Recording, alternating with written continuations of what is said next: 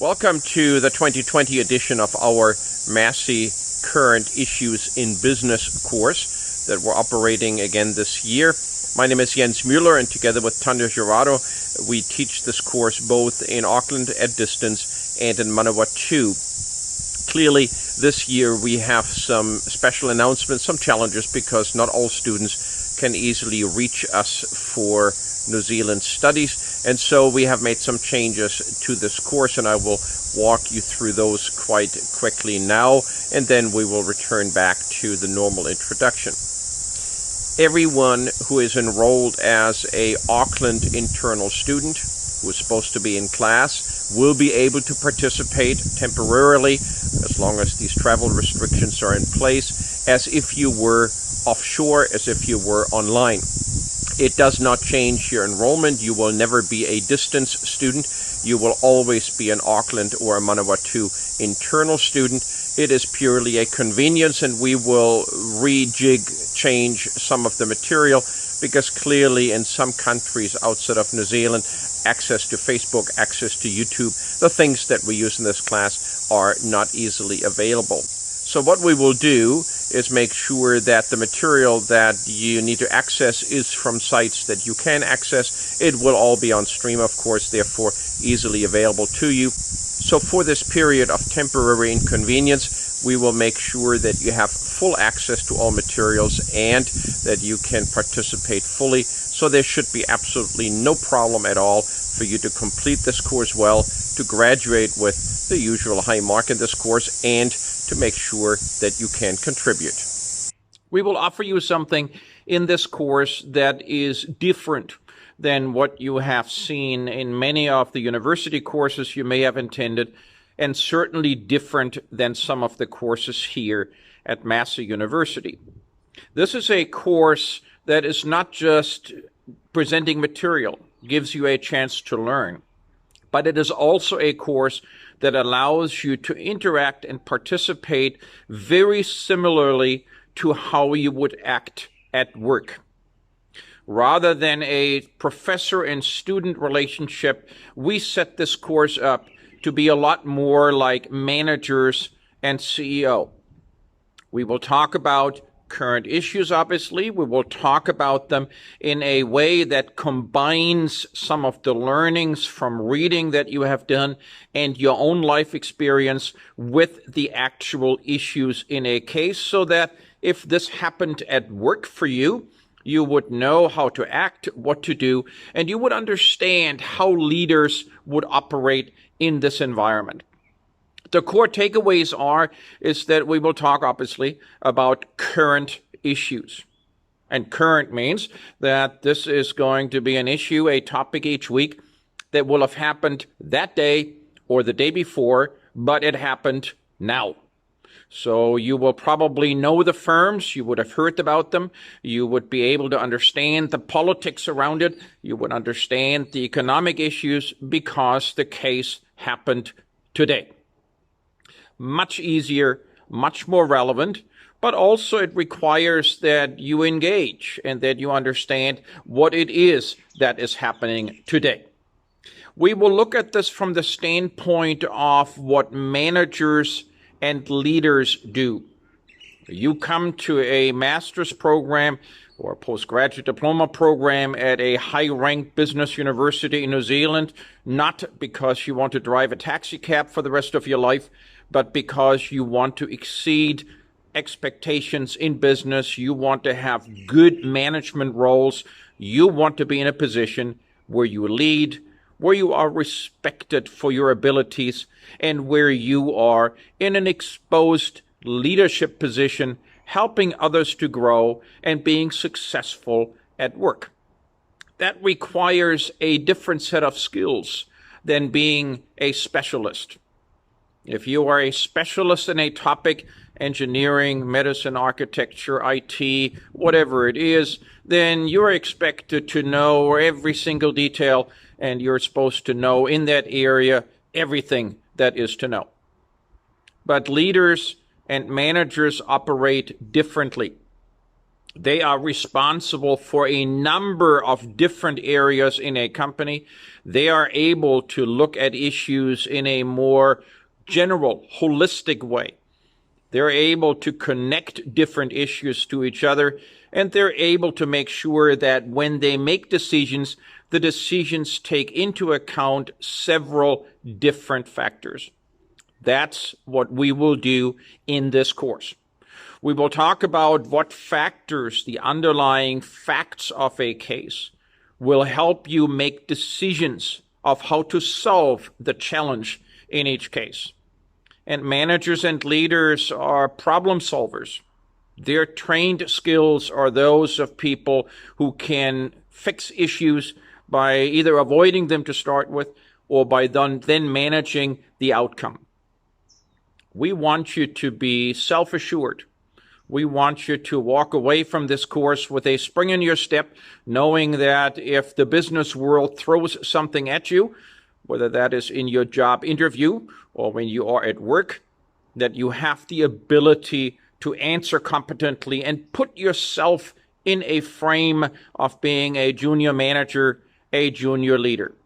That is what you get from a good high-end business school.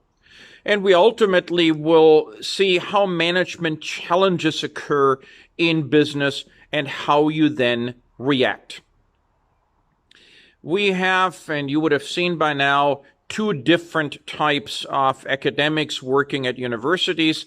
We have the first group, people who pretty much spend most of their career at universities, in many cases superb researchers that produce a lot of original thinking in their area of expertise. That's not me. Then we have people who have also had careers outside a university. In my case, 30 plus years of being CEO, board chair, manager, co-founder, founder of businesses in Europe, in the USA, and in New Zealand, so that I can talk to you not just about what I read, but also what I do and have done. We want to make sure that when we let you go after a semester, you not just know facts, figures, and readings, but you also know how to be smart, clever, interactive, and very impressive when you talk to other people in business who want to see that you can make a contribution. I also want you to reflect on the fact that many leaders and managers are good at their work because they have a network of people they have met before, people they know, people they have maybe worked with in previous positions, and they can fall back onto that network. They can go and ask people questions because they know there are people who know more than they do. There are many, many things I don't know and will never know. But there are many people I can call, I can email, I can sit down with for a beer and talk about things who know more than me. If I look at the average age in this class, you will have 50 years of work to do during which you learn, and clearly not all of you have yet to know everything. So I want you to think about what it would take for you to create a network. People who are probably older or at least more experienced than you, people who can contribute by answering, by supporting you, by being in contact with you, and people who are willing to help out. Those could be some of your professors.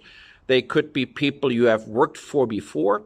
They could be folks that you have met at university who were in a class with you and now are doing great things somewhere else, maybe slightly ahead of you. It could be family. It could be friends of your family. And for the Chinese customers here, you probably know the concept of guanxi, where we have a group, a network of family members or friends that all hold together. They all help each other.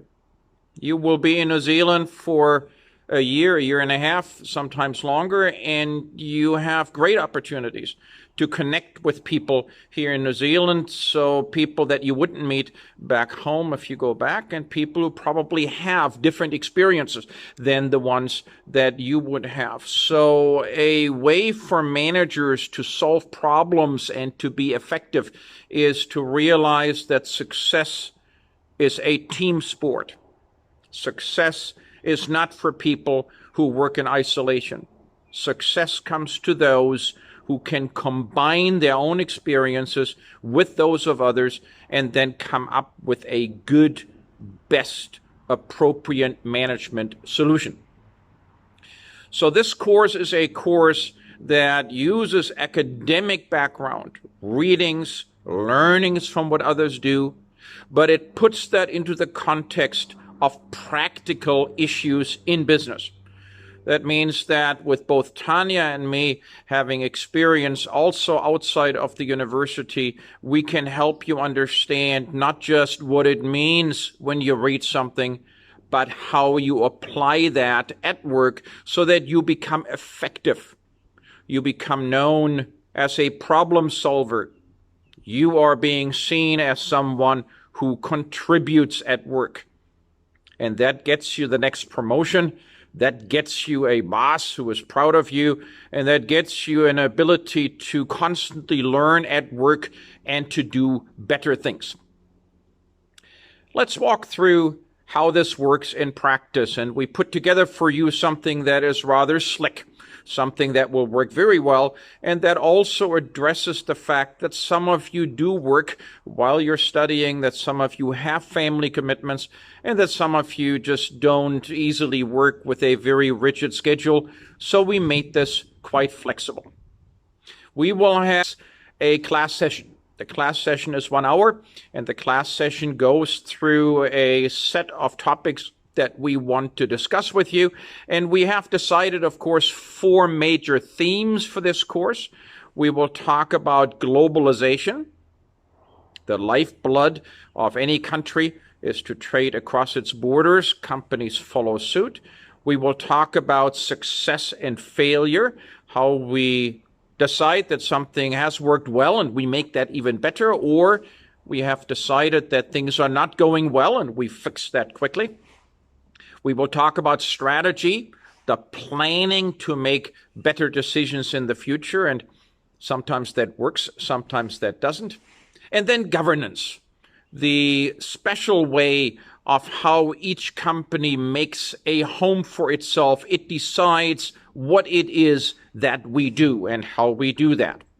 Every company is different, and in every company we have a special air that circulates in their offices that is special to them. As you know, some companies are very focused on good customer service. Some do a lot of innovation, patents, new inventions. Some grow very quickly. Some do great partnerships. And governance means that we have a setup in a company that tells everybody what we're all about. So we will talk about a lecture with a specific topic from those 4 choices. Right afterwards, we then have 2 tutorials, 1 hour each. And as you can imagine, this class is always full. That means that we have a large room full of people, and during a tutorial, that's not a good way to learn. So what we will do in Auckland for the face-to-face tutorials and in Palmerston North, in Auckland we will break the group into 2 groups. That means that you have the chance to learn tutorials in a smaller group environment. And I am quite aware of the fact that not for all of you is being for 3 hours at university a good schedule. So what we will also do, and I'm happy to make the time available, that we have tutorial sessions on Wednesday evenings after hours, and that we have Saturday sessions so that you have a weekend schedule as well in the morning. And if we need additional sessions, I am very happy to schedule those for those Zoom online tutorials that we have Wednesdays and Saturdays. We will have a booking sheet where you sign up so that each tutorial is about 12 to 15 people, so we can actually talk quite well together. And if we need more tutorials because you like some slots so much that everybody wants to do them, then I will make additional tutorials available. We support this group in addition to Stream, where everything works in Massey, as you know, with a Facebook group, and there are instructions in your course outline how to join. You must be in that Facebook group in order to do the first assessment, and you want to be in that Facebook group in order to see what everybody else talks about. It is a group that is specific to this course. It allows for instant communication with me, and it is very rare that I would not answer a question or I would come back to you with any comments in more than a couple of minutes, simply because on Facebook that works quite easily. And for our distance students, the way this works is that I will video record the lectures. Now, that's not a professional thing, and I have a face made for radio, so the idea here is that I will send the slides out before.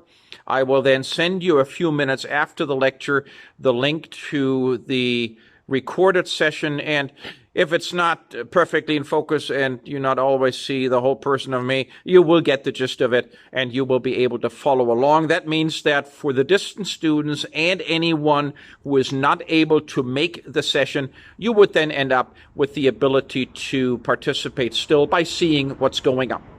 So for Auckland and distance, Auckland, of course, face-to-face, distance, always by distance, although you are more than welcome to drop by if you can. But if you are a student who is truly in distance and we have time zone issues, if you are in Europe, if you are in India, if you are somewhere else, then I am more than happy to make sure that some of the tutorial sessions are scheduled so that you can easily follow along.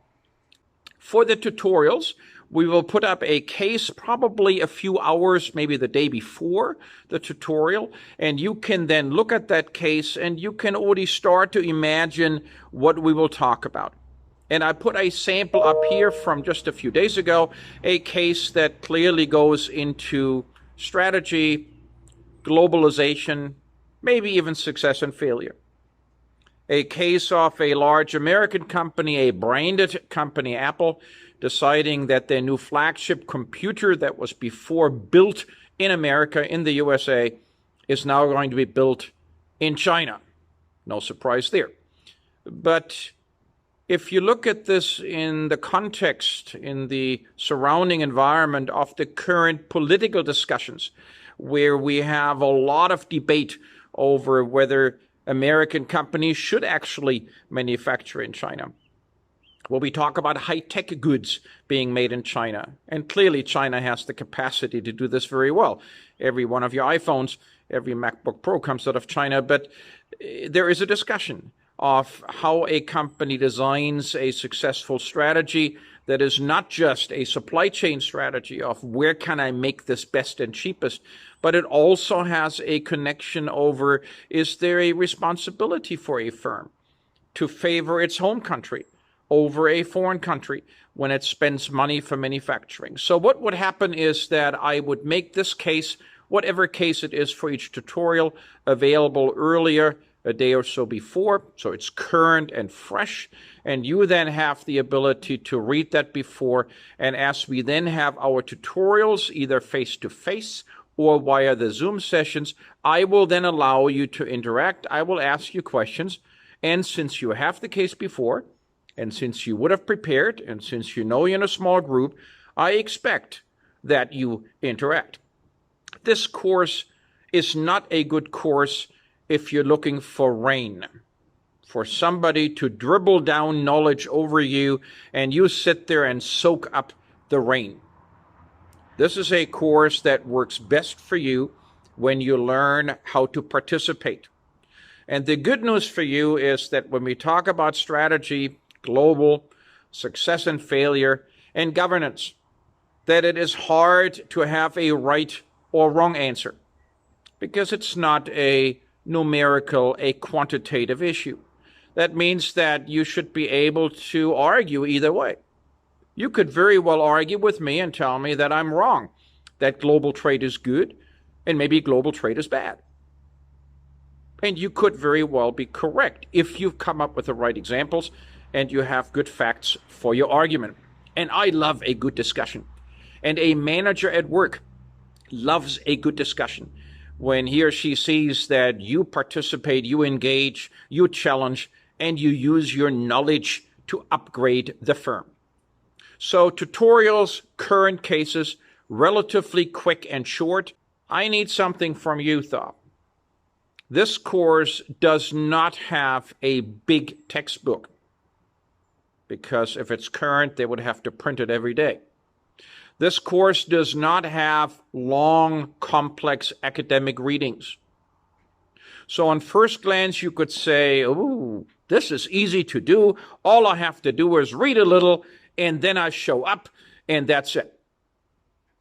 This course lives off you participating.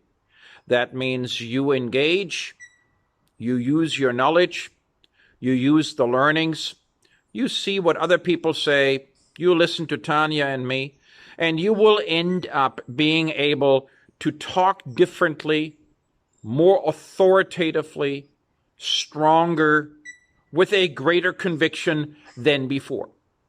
That means you need to invest the time to participate.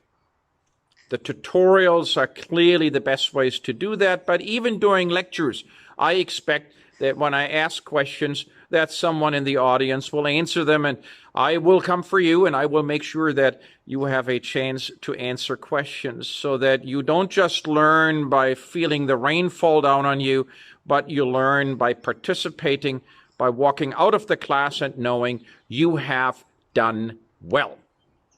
Let's talk about 3 assessments that we do here. And in business schools, generally, we struggle with making assessments reasonable, practical, and current days so that it feels like you're at work rather than at school. So in this course, I think we've done quite well. The first assessment, and I will tell you details in a moment, is an online management discussion.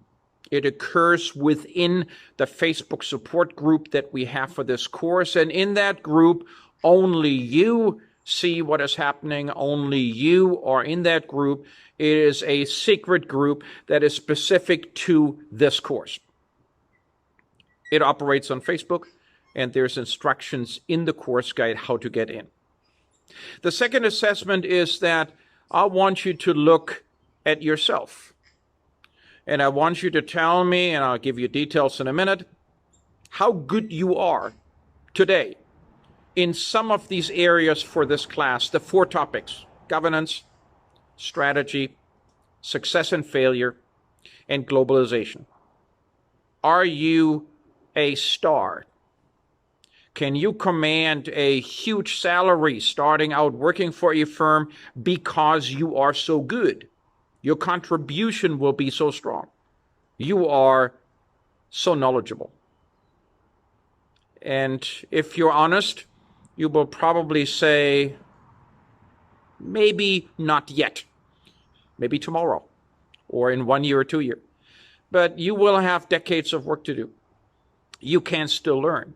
The question is, what is it that you have to learn? And in order to know that, you will look at leaders, you will see what they have learned, and you will then tell me how you get there. So that is a very personal assessment that I believe sets you on a good path to develop yourself. And the last one is a group assessment. It is a video. You do that video together with 3 or 4 other group mates, and you then in that video are an external consultant to a firm, telling that firm what to do differently in one of these 4 categories for the class: governance, success and failure, strategy, and globalization. So let's go through assessment 1. The logic here is that you walk out of your office at work, you turn right into the hallway, and you go, oh shoot, there she is, and it is indeed your CEO, and she is walking towards you in the same hallway, and you go, can't hide anywhere, she is going to say something, she is going to ask me a question, and I have to answer right away. Because you can't just say, I'll do 1,200 words, I'll spell check it, and I'll bring it back by 2. You must answer right away. And I have great empathy, a good understanding that some of you have grown up being told it is not good to speak quickly. It is good to first think and think more, ask some friends, and then answer. That some of you have been told it is not good to be quick with an opinion, and that you never know what the other person thinks, and maybe let them tell you what you want to say. That may work in some places. That does not work well in New Zealand.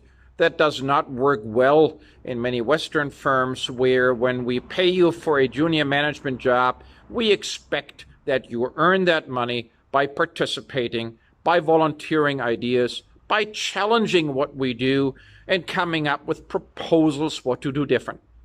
So when you walk towards that CEO and she asks you a question, you must answer competently. So the way we simulate that is that in that Facebook group, we will essentially, during that class time session, and for the distance people, of course, some other time on evenings or weekends, we will have a very short case with 3 questions. Those are the questions that I will ask you as your CEO. And as you see that case flash up in the Facebook group, and you then see the questions, you must answer. Not with a long speech, not in perfect English. English is my second, third language, probably your second or third, and you can type with an accent. I don't care. It's important that you tell me substance. I don't care how correct it is, as long as I can understand what you mean. And you must then answer. In conversations, as you know, you don't make speeches. So it doesn't have to be long. A short 1-2 line, quick answer, and you move on to the next question. While you answer the 3 questions that I gave you, everybody else in your group, the other 10, 12, 15 people, will do the same. And you will see their answers run through. They scroll through on your screen. And when you're done with your 3 questions that you answered, you now see what the others have written. The hallway doors open to other offices, people come out, and they now participate in the conversation. Now, when you are in a conversation with your boss, you have only one job, and that is not to be squeezed out, but to maintain a position where you can contribute to that conversation. And there will be others who are now commenting as well. So you will pick some of the arguments of the other students and you will answer those. You will engage. You don't have to agree. You can disagree, but you must have reasons, facts, good reasoned opinions to argue with others. At the end of that half hour, I will go through and I will look at every one of the answers. I will delete the WTF, the LOL, the like, because that has 0 value. There is nothing in there. It's not a chat here, we're at work. But I will count with a point, sometimes with 2 if it's a very, very well-made argument. If you have said something that has good meaning, that contributes well, and in your course outline is an example of a recent management discussion that we had online so that you can see how that works. This assessment is probably the one that has the highest probability you've ever had at university to get a 100%. Because all of you can talk, all of you can type, all of you can chat, and all of you can do that on a phone, under the table, while you do other things. This is easy to do if you understand the purpose. You maintain a meaningful conversation, yourself in that conversation, by making quality contributions. Assessment number 2, your personal development plan. you pick one of the 4 topics: governance, success and failure, strategy, or globalization. Only one.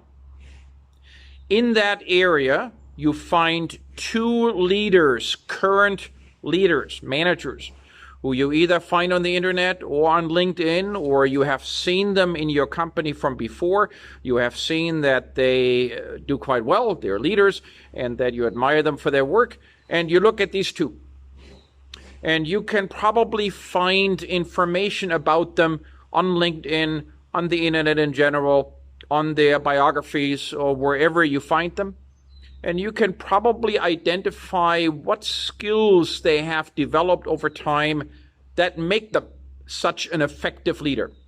Skills that are relevant to one of these 4 categories: governance, success and failure, strategy, or globalization, only one.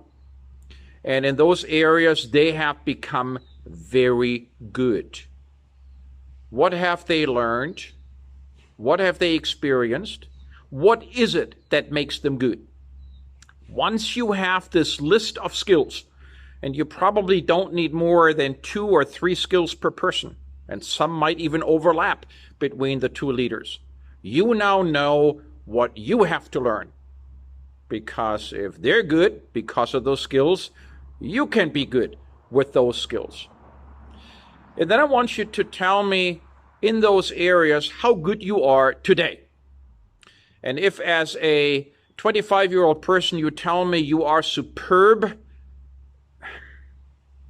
then I'm not sure I'm very impressed, because that's unlikely. It's possible, but it's unlikely. You probably will tell me that you're not yet at the point of being superb, because that usually comes with some experience and the ability to practice what you do. So when we have a list of where you want to go, where those leaders are, when we know where you currently are, and there's going to be a gap between those 2, you will be at a different position than the leaders. Then we have a starting point, we have a goal, and now you can tell me what over the next 5 years you will do to fill this gap. What will you do to acquire those skills? Will you find good mentors, people that will help you? Will you take extra courses? Will you specifically find a company in which those skills are available and trained? Will you talk to other people and try to find out what they have done? I want to know a handful, 3, 4, 5 good specific action items that you will engage in, you will practice for the next 5 years so that you develop those skills. We love you at Massey University, but we love it even more when you leave. When you leave into successful roles as junior managers that allow you to build up and to then become successful over time, so that when you then in 5, 10, 15 years look back at an extraordinary career, you know that it started at Massey University, that we helped you to get there. So leaders, accomplishments, gap, specific action items to fill that gap. The last one is probably one of the easiest assessments, because all of you can talk and all of you have learned how to analyze cases and companies. We will form groups, no fewer than 4, no more than 5 people, maybe 6. I'll talk to you about that if it comes to that, depending on the number of people we have in the whole class. And in that group together, whether you are distanced or whether you are in the same room, you can easily communicate with each other if you are in different countries. You will look at a company. You will become consultants in either the area of governance, success or failure, strategy, or globalization. You pick. And you will pick a company, preferably one where at least one in the group has a little bit of knowledge. That makes it easier, but you can pick any company you like. And you will then follow the marking rubric, the very detailed marking rubric, to work through what this company is currently doing, what the company could be doing differently, and recommendations how they get there. So we have 3 assessments They're all practical. They're all eminently doable. They do not require that you are a perfect researcher or that you speak English perfectly. You need to make sure in the video that I can understand you, but you can speak with an accent. There is no problems at all if you think with an accent. This is all about making an impact at work and being successful at what you do. If this raises any question, absolutely do send a message. If you're a WeChat customer, absolutely do WeChat. You should be on Facebook after the first week or in the first week so that you benefit from the materials we post there as well. Otherwise, you can use email. And both Tanya and I are looking forward to having a very engaging semester with you. I have to warn you, though, that the way this course is set up, it goes very quickly. The class sessions go very quickly. The tutorials are very engaging and move by quite quickly, so the weeks go fast. And therefore, it's important that you make a schedule for yourself of how much time you will put in as well, so that you can engage with us and become a good participant in these management sessions where you are junior management. Tanya and I are your CEOs, and we want to make sure that every time we meet, you earn value by participating and showing us what you can do. Have a great semester, and do let me know if you have any questions. Bye-bye.